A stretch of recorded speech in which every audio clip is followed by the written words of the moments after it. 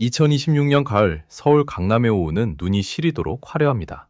통유리로 된 마천루들은 저무는 태양빛을 반사하며 황금빛으로 일렁이고 거리에는 수억 원을 호가하는 외제차들이 소리 없이 줄을 잇습니다.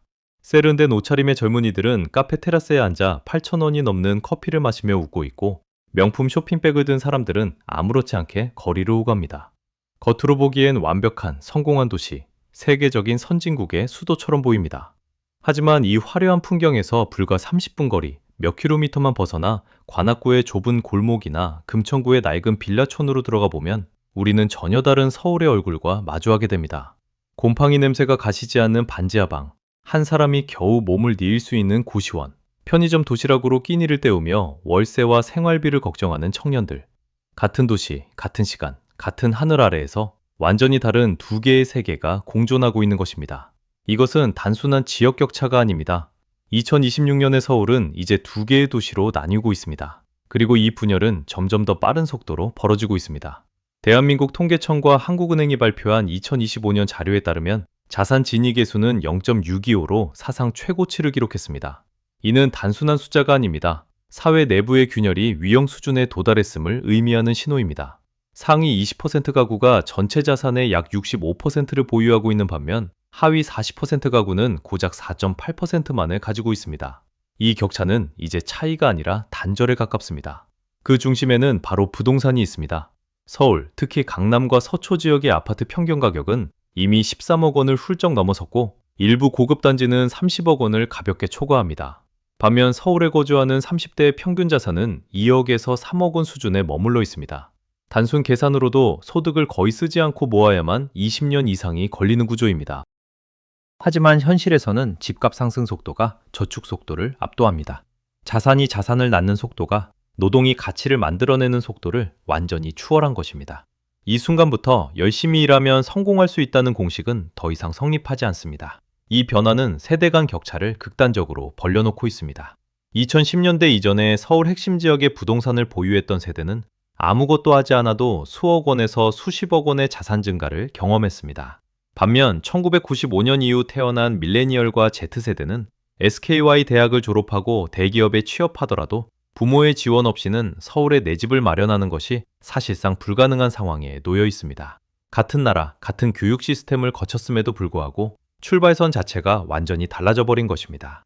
이것이 의미하는 바는 단순한 불평등이 아닙니다. 계층의 고착화, 그리고 사회 이동성의 붕괴입니다. 과거 대한민국은 가난한 집안에서 태어나도 노력으로 중산층에 진입할 수 있는 가능성이 존재했습니다. 그러나 지금은 부모의 경제력이 자녀의 미래를 결정짓는 구조가 점점 더 공고해지고 있습니다. 강남에서 태어나 사교육에 수천만 원을 투자받는 아이와 공교육에만 의존해야 하는 아이의 격차는 시간이 지날수록 더 벌어질 수밖에 없습니다. 결국 교육은 더 이상 기회의 사다리가 아니라 계층을 유지하고 강화하는 장치로 변질되고 있습니다. 대치동 학원가, 고액 과외, 해외 유학으로 이어지는 엘리트 코스는 이미 특정 계층의 전유물이 되었고, 이는 사회 전반에 깊은 박탈감을 만들어내고 있습니다. 실제로 2030 세대 사이에서는 아무리 노력해도 바뀌는 것은 없다는 인식이 빠르게 확산되고 있으며, 헬조선, 이생만과 같은 표현이 단순한 유행어를 넘어 하나의 현실 인식으로 자리 잡고 있습니다. 이러한 감정은 단순한 개인의 좌절을 넘어 사회 전체의 분위기를 바꾸고 있습니다. 아침마다 지옥철에 몸을 싣고 출근해 밤늦게 퇴근하는 삶을 반복해도 그 끝에 남는 것은 내 집이 아닌 끝없는 월세와 불안정한 미래뿐입니다. 이 과정에서 사람들은 더 이상 미래를 계획하지 않습니다. 대신 최소한의 소비로 버티며 오늘을 겨우 견디는 삶을 선택합니다. 희망이 사라진 자리에는 냉소와 무기력, 그리고 점점 커지는 분노가 남게 됩니다. 그리고 이 모든 변화는 이제 단순한 경제 문제를 넘어 서울이라는 도시의 구조 자체를 바꾸기 시작했습니다. 이 구조적 불균형은 이제 눈에 보이는 공간의 분리로 이어지고 있습니다. 서울은 더 이상 하나의 도시가 아닙니다. 강남, 서초, 송파, 용산으로 대표되는 핵심 지역은 최고의 교육, 의료, 인프라, 그리고 철저한 치안을 갖춘 성벽 안의 도시로 변해가고 있습니다. 반면 외곽 지역과 노후 주거지는 점점 더 뒤처지며 사람들은 높은 주거비를 견디지 못해 경기도 외곽으로 밀려나고 있습니다. 이른바 젠트리피케이션과 도시의 계층 분리가 동시에 진행되고 있는 것입니다. 서로 다른 계층은 같은 도시 안에 살고 있지만 서로의 삶을 이해할 기회조차 점점 사라지고 있습니다. 이러한 공간적 단절은 사람들의 인식과 감정까지 바꾸고 있습니다. 부유층은 자신들의 삶을 노력의 결과로 여기며 현재의 구조를 정당화하는 경향이 강해지고, 반대로 서민층과 청년층은 게임 자체가 불공정하다는 인식을 갖게 됩니다. 이 간극은 단순한 의견 차이를 넘어 점점 더 깊은 불신과 적대감으로 변해가고 있습니다. 온라인에서는 금수저 대 흑수저, 강남부자, 헬조선과 같은 극단적인 표현이 일상화되고 있고, 이러한 언어는 현실의 감정을 그대로 반영하고 있습니다. 특히 2030 세대의 좌절감은 매우 심각한 수준에 도달해 있습니다. 평생 일해도 강남 아파트 한 채 살 수 없다는 인식은 더 이상 과장이 아닙니다. 문제는 이 절망이 개인의 문제로 끝나지 않는다는 점입니다.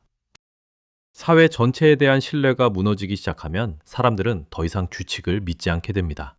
공정하게 노력해도 보상받지 못한다는 경험이 반복되면 법과 제도에 대한 존중 역시 약해질 수밖에 없습니다. 이러한 변화는 정치 영역에서도 뚜렷하게 나타납니다. 자산을 보유한 계층은 세금 인상과 규제를 반대하며 현 상태를 유지하려는 경향을 보이고, 반대로 무주택자와 청년층은 강력한 재분배 정책과 부동산 규제를 요구합니다. 이 과정에서 정치는 이념의 대립이 아니라 계층 간 충돌의 양상을 띠기 시작합니다. 만약 이 격차가 계속 확대된다면 미래의 선거는 정책 경쟁이 아니라 분노의 크기를 겨루는 장이 될 가능성이 높습니다. 경제 역시 이 충격을 피할 수 없습니다. 부의 집중이 심화되면 내수 시장은 필연적으로 위축됩니다. 상위 10%부터 15%까지의 부유층이 아무리 많은 돈을 소비하더라도 중산층과 서민층의 소비가 줄어들면 전체 시장은 작아질 수밖에 없습니다. 이미 서울에서는 중저가 식당, 카페, 의류 매장 등 자영업자들이 줄줄이 문을 닫고 있으며 소비의 양극화가 뚜렷하게 나타나고 있습니다. 한쪽에서는 초고가 소비가 늘어나고, 다른 한쪽에서는 생존을 위한 최소 소비만 이루어지는 이중 경제 구조가 형성되고 있는 것입니다. 이 현상은 기업 환경에도 영향을 미칩니다. 우수한 인재들이 특정 지역과 특정 기업으로만 몰리면서 중소기업과 지방기업은 점점 더 인력난에 시달리고 있습니다. 결국 이는 국가 전체의 생산성과 혁신 역량을 약화시키는 결과로 이어질 수 있습니다. 경제의 활력이 일부 구간에만 집중되고 나머지 영역은 점점 더 침체되는 구조가 고착화되고 있는 것입니다. 그리고 이 모든 문제는 결국 하나의 지점으로 수렴합니다. 바로 인구입니다. 서울에서 안정적인 삶을 유지하는 것이 점점 더 어려워지면서 청년들은 결혼과 출산을 미루거나 포기하기 시작합니다. 이미 2025년 기준 서울의 1인 가구 비율은 35%를 넘어섰고, 30대 초반 미혼율 역시 빠르게 상승하고 있습니다. 집을 살 수 없고 아이를 키울 환경을 마련할 수 없다는 현실은 출산 포기라는 선택으로 이어지고 있습니다. 이것은 단순한 개인의 선택이 아닙니다. 도시의 미래를 바꾸는 구조적 변화입니다. 아이들의 웃음소리가 사라지고 학교가 문을 닫고 젊은 인구가 줄어드는 도시는 결국 활력을 잃게 됩니다. 더 심각한 것은 고학력 청년들 중 일부가 아예 해외로 떠나는 현상입니다. 더 나은 기회와 공정한 경쟁 환경을 찾아 한국을 떠나는 이른바 브레인 드레인은 국가의 미래 성장 동력을 약화시키는 매우 위험한 신호입니다. 결국 서울은 지금 겉으로는 화려하지만 내부에서는 서서히 균열이 퍼지고 있는 상태입니다. 그리고 이 균열은 더 이상 일부 계층의 문제가 아니라 도시 전체의 지속 가능성을 위협하는 수준에 도달하고 있습니다. 만약 이 흐름이 지금과 같은 속도로 계속된다면 그 다음에 펼쳐질 미래는 결코 단순하지 않을 것입니다. 만약 이 격차가 지금과 같은 속도로 계속 확대된다면 2030년에서 2040년 사이 서울은 전혀 다른 모습의 도시가 될 가능성이 큽니다.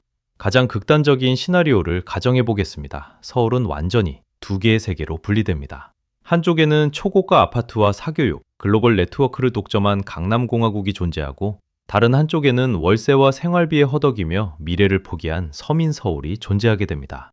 이 두 세계는 단순히 소득 수준만 다른 것이 아니라 교육 기회, 의료 접근성, 심지어 기대 수명까지도 다른 완전히 별개의 사회가 될 수 있습니다. 이러한 극단적인 양극화는 필연적으로 사회적 긴장을 폭발 직전까지 끌어올립니다. 이미 온라인에서 시작된 계층 간 갈등은 오프라인으로 확산될 가능성이 높아지고 있으며, 청년층의 좌절과 분노가 쌓일수록 사회 전체의 안정성은 급격히 약화됩니다. 사람들은 더 이상 미래를 기대하지 않고 현재의 불공정에 분노하며, 그 분노는 점점 더 직접적인 방식으로 표출될 수 있습니다. 이는 단순한 불만이 아니라 사회 시스템 자체를 흔드는 힘으로 작용할 수 있습니다. 경제적으로도 그 대가는 치명적입니다. 부의 과도한 집중은 새로운 도전을 가로막습니다. 자본과 기회가 특정 계층에 묶이게 되면 젊은 창업가나 새로운 아이디어는 성장하기 전에 사라집니다. 결국 경제는 소수 대기업과 기존 기득권 중심으로 굳어지고 혁신의 속도는 점점 느려집니다.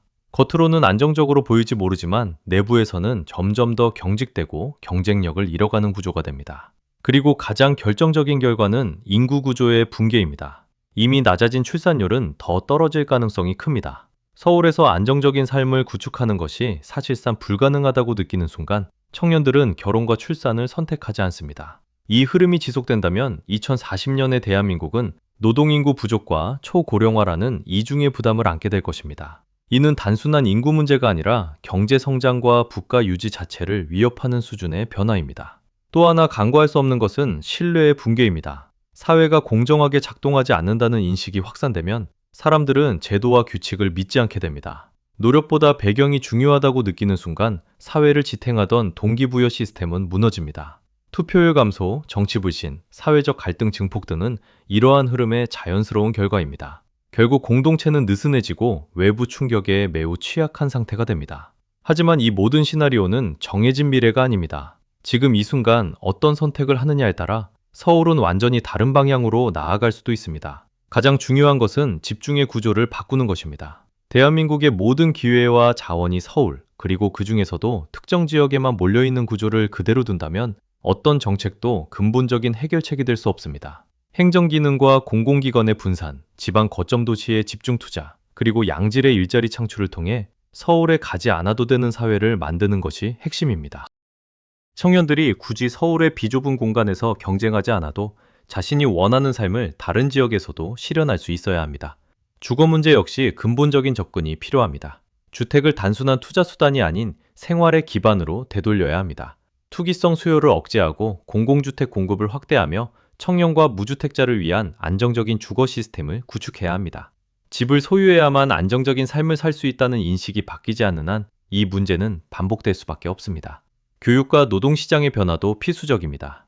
특정 대학과 특정 경로에 모든 기회가 집중되는 구조를 완화하고 다양한 재능과 경로가 인정받는 사회로 나아가야 합니다. 실패해도 다시 도전할 수 있는 환경, 그리고 어떤 일을 하더라도 인간다운 삶을 유지할 수 있는 사회 안전망이 구축될 때 비로소 사람들은 다시 미래를 계획하기 시작합니다. 물론 이러한 변화는 결코 쉽지 않습니다. 이미 형성된 구조와 이해관계는 강력하게 유지되려 할 것이고 단기적으로는 혼란과 갈등이 불가피할 수도 있습니다. 하지만 변화를 미루는 대가는 훨씬 더 클 것입니다. 지금 우리가 외면하는 문제는 시간이 지날수록 더 큰 비용으로 돌아오게 됩니다. 서울의 밤은 여전히 밝습니다. 하지만 그 빛이 모두를 비추고 있는지는 다시 생각해 볼 필요가 있습니다. 이 화려함이 일부에게만 허락된 것인지 아니면 모두가 함께 누릴 수 있는 것인지에 따라 이 도시의 미래는 완전히 달라질 것입니다. 여러분은 어떻게 생각하십니까? 지금과 같은 격차가 계속되어도 대한민국은 지속 가능할까요? 아니면 지금 당장 고통을 감수하더라도 구조를 바꾸는 선택이 필요할까요? 여러분의 생각을 댓글로 남겨주시기 바랍니다. 이 영상이 단순한 이야기가 아니라 우리가 함께 고민해야 할 문제의 출발점이 되기를 바랍니다. 시청해주셔서 감사합니다.